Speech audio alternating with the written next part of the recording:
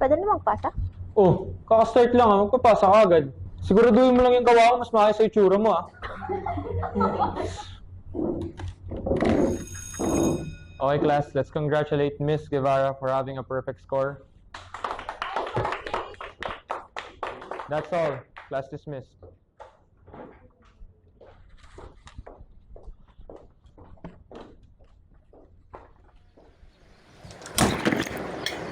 Hoy!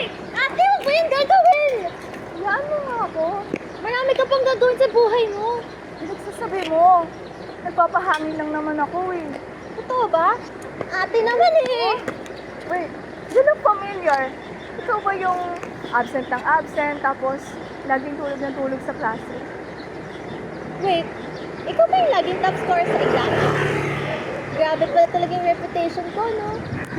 Ako kasi yung laging tulog eh. Alright na naman. Oh, bakit parang lungkot mo? Nalulungkot pala yung mga matatalino. Siguro. Kasi pagod na pagod na ako.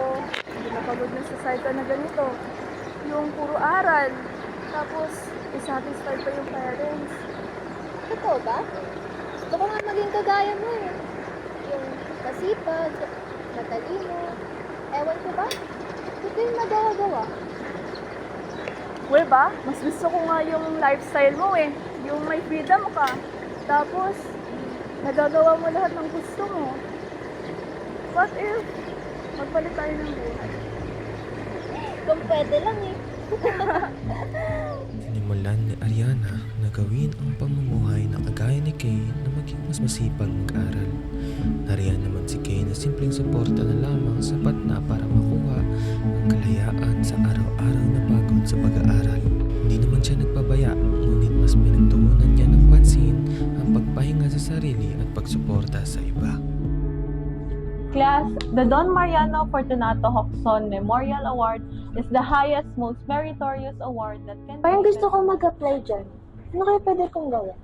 Dapat i-apply mo muna yung core values ng ENO. Tapos dapat may impact ka rin sa community. Mag-apply ka? Dati, kasi gusto ng parents ko, pero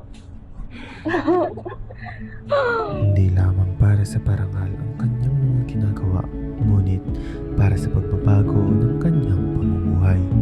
Sinubuhay niya lang lahat ng tinuro sa kanya.